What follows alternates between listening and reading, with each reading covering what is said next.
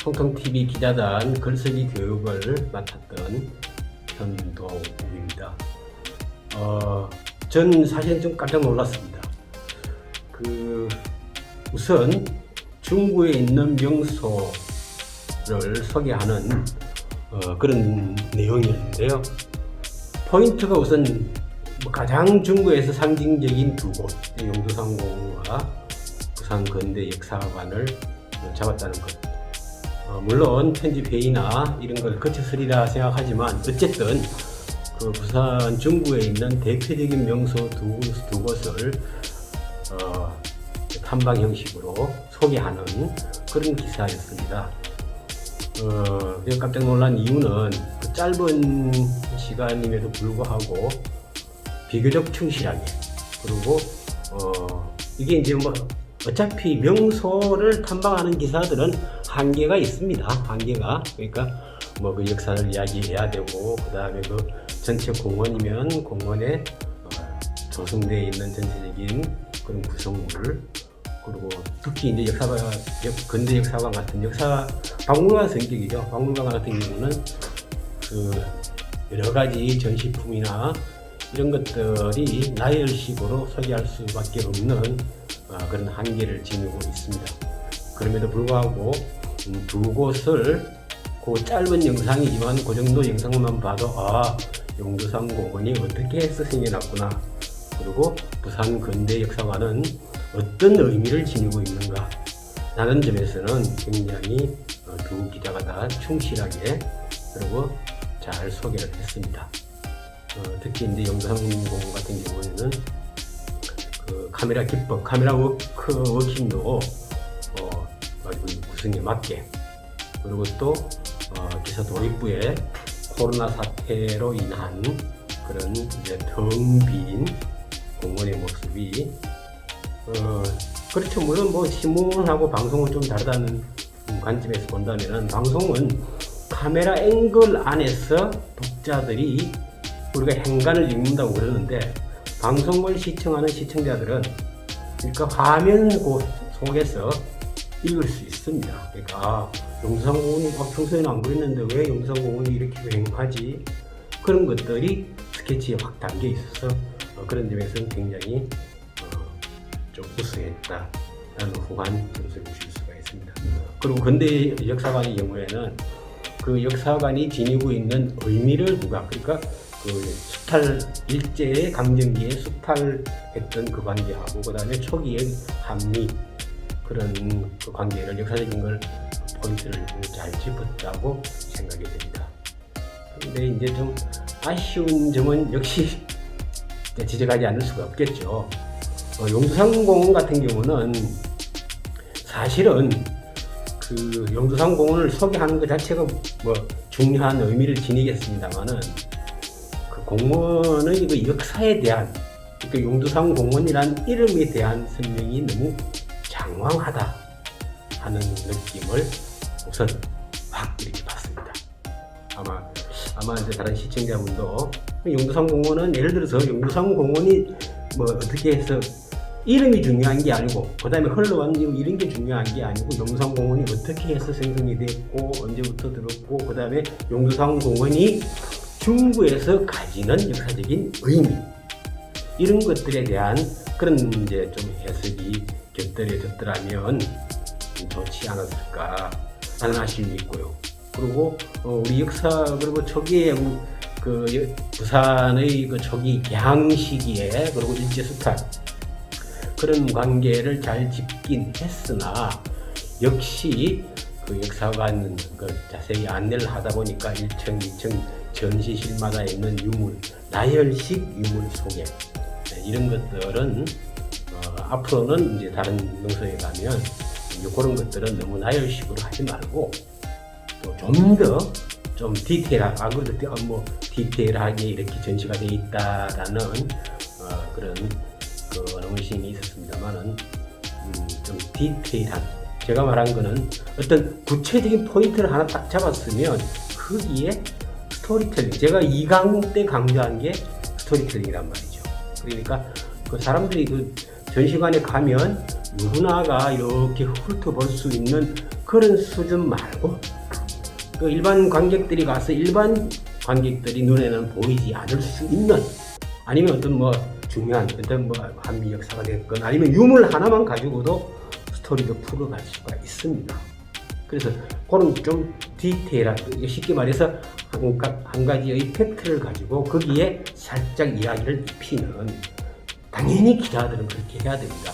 제 강의의 1, 2강 아마 여러분들 기억하시겠지만, 이제 1강은 좋은 글이라는 게 무엇이다, 취재 현장에서 나갔을 때부터 해서 그 다음에 기사를 풀어가는 방법, 그리고 기본적으로 짧고 간단한 것이 성공하는 것이다. 아인슈타인 말처럼 단순한 것이 좋다 했는데, 이제 그런 점에서 두 기자도 좀 공통적으로 전체적으로 문장은 호흡이 조금 깁니다.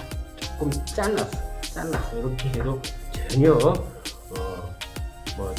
물론 이제 처음 나왔으니까 이제 그렇겠지만, 어쨌든 너무 조금 장황하다라는 느낌을 제가 이제 떨칠 수가 없었고요. 그러나 전반적으로 보면 처음 나간 현장을 그렇게 대하는 것만 보더라도 앞으로 여러분들이 뭐 이제 중국에 있는 여러 가지 다양한 명소들을 차례차례 탐방을 할 것 같은데,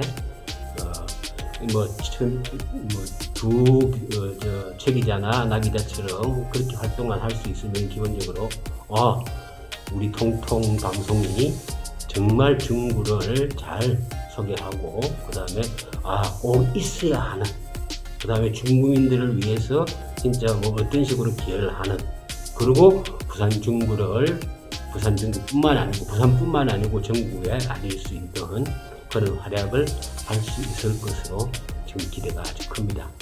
제가 좀 지적한 거, 그러니까 살짝 이야기를 입히는, 그래서 좀 디테일한 부분 하나를 넣어서 포커싱하는 그런 것들하고, 그 다음에 좀 호흡을 좀 짧게 하는, 조금 그 워딩 자체를 너무 했습니다 하는 거 했고 그리고 이럴 필요가 없습니다. 그리고라는 접속사가 들어갈 자리 같으면은 잘라버리십시오. 잘라도 아무런 상관이 없습니다.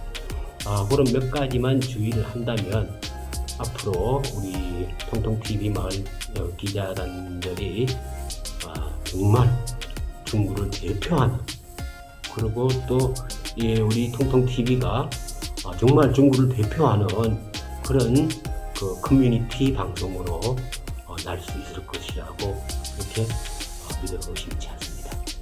하여튼 두 분 수고하셨고요. 그리고 다른 분들도 그 현장에 나가면, 그러니까 일단 현장에 나가서 화면이 처음 펼쳐지는 순간부터 기자단도 오감을 활짝 열어달라는 점을 강조를 할게요. 그렇게 한다면 앞으로 통통TV가 정말 잘 기자 여러분들의 덕분에 잘 앞날이 잘 펼쳐질 것이라고 믿습니다. 감사합니다. 짧은 시간 동안에 그 두 리포터가 정말 열심히 참 잘한 것 같습니다. 그렇지만 우리가 좀 더 완벽하게 가기 위해서는 좀 노력할 필요는 있는데, 제가 좀 지적을 하자면 이렇습니다. 지금 현재 되어 있는 리포트 내용을 보면은 좀 미시적으로는 좀 잘 되어 있습니다만은 거시적인 측면, 그러니까 용두산 전체를 볼 수가 없다는 것, 그리고 근대 역사 같은 경우는 1층부터 3층까지 과연 어떻게 전시가 되어 있는지, 그런 것을 일목요연하게 좀 설명을 한 다음에 그 다음에 우리가 미시적으로 현장을 찾아가면서 거기에 맞는 설명을 해야 될 것 같습니다.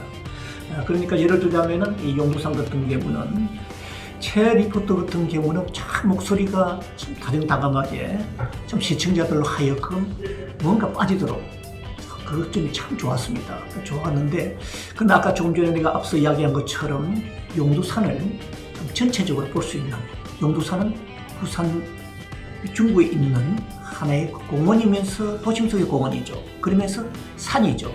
그러니까 그 산 모습을 볼 수 있도록 최소한대로 롯데백화점 옥상에서 그걸 보고 찍었더라면 정말 얼마나 멋있었을까.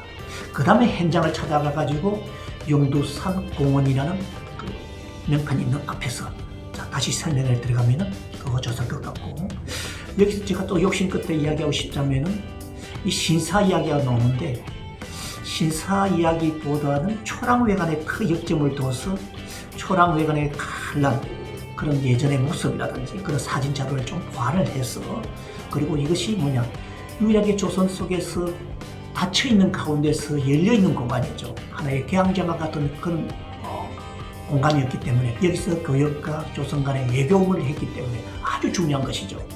이런 부분을 좀 부각을 시키고, 이로 인해서 사실은 오늘날 부산 항이 용두산을 중심으로 해서 개항이 되는, 이런 것도 뭐냐, 초랑왕과 밀접한 역사적인 관련이 있는 겁니다. 그렇지만은 여기에 신사라는 이야기는 보는 관점에 따라서 틀리기 때문에 아마 우리 대한민국 국민들은 되게 신사하면은 아직까지 부정적인 측면을 가진 게 많을 거예요. 그런 것들 또 자기 개인적인 측면에서 이야기하는 것보다는 좀 이것은 좀 자료를 충분히 연구해서 객관적 차원에서, 그리고 가능한 부정적인 요소가 많다면은 안 하는 것이 또 조금 그 상에 대해서는 줄이는 것이 좋을 것 같아 하는 것을 제가 욕심 끝에 부언을 드리고 싶습니다. 참고적으로 그 다음에 나 리포터도 참 잘했는데요. 아까 자기가 그 근대 역사관 공간을 따라가면서 전시관 보면서 설명을 하기는 하는데, 내가 말하는 것과 그 다음에 그 보조적으로 우리 전시관이 어떤 것인지 그와 같이 매치가 돼야 되는 거죠. 내가 예를 들면은 부산에 있는 근대 건물에 대해서 설명을 한다면은 그 배경이 뭐냐, 자연적으로 예전에 있었던 뭐 부산 우체국이라든지 우체국이죠. 그 다음에 부산 세관이라든지 이러한 부산역이라든지 이런 건물과 같이 매치가 되면서 설명이 돼야만이 시청자들에게 더 다정하게 다가설 수가 있죠. 얘기했다고 쓰는데 그 점이 조금 부족하다 하는 것을 말씀드리고 싶고, 나 리포터 경우는 이 목소리가 처음과 그 다음에 그 카드보드를 보는 그 목소리 차이가 너무 심하다는 것이죠. 소리 보니까 처음에 그 현장에서 이야기할 때 그 목소리와, 그리고 아까 또 카드보드 아닌 또 다른 그 자료를 보면서 또 이야기할 때와 이렇게 차이가 목소리 차이가 좀 있는 것 같아요. 자, 이런 것도 조금 조화롭게 할 필요가 있고, 그리고 뭐 가능하면 뭐냐, 자기가 좀 암기를 하는 것이 좋은데, 암기가 부족하면 보기는 보겠지만은 너무 자주 되니까 조금 보는 것이 좀 시청자 입장에서 볼 적에는 좀 보는 것이 좀 안쓰럽다고 할까요? 자, 이 점만 조금 조심을 하면은 좋은 리포터가 될 것 같습니다. 정말 수고했습니다. 네, 박수를 쳐드리고 싶습니다.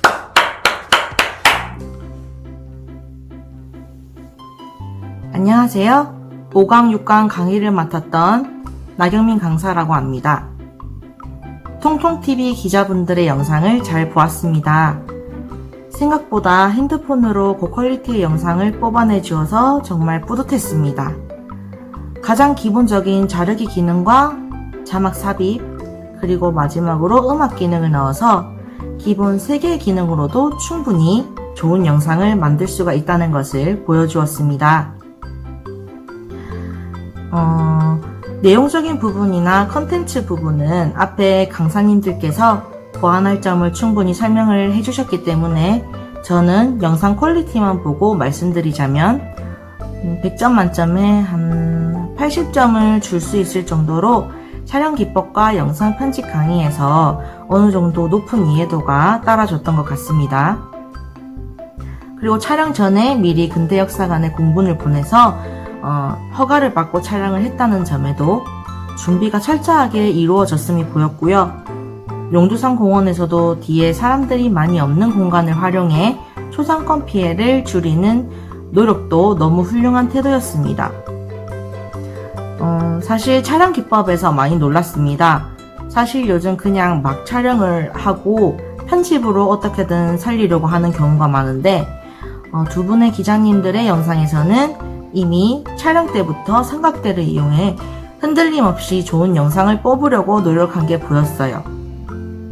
감상을 하는 사람의 동선이라든지 포커스 이동으로 심심하지 않는 장면 전환을 만든다든지 정말 생각보다 높은 퀄리티에 감명받았습니다. 편집에서도 자막으로 모든 내용을 전달하려고 노력한 점이 좋았습니다. 마스크를 끼고 야외 영상을 촬영했기 때문에 사실 그냥 들으면 내용 전달이 쉽게 이루어지지 않았을 점을 감안하여 자막으로 하나하나 표현한 것을 칭찬하고요.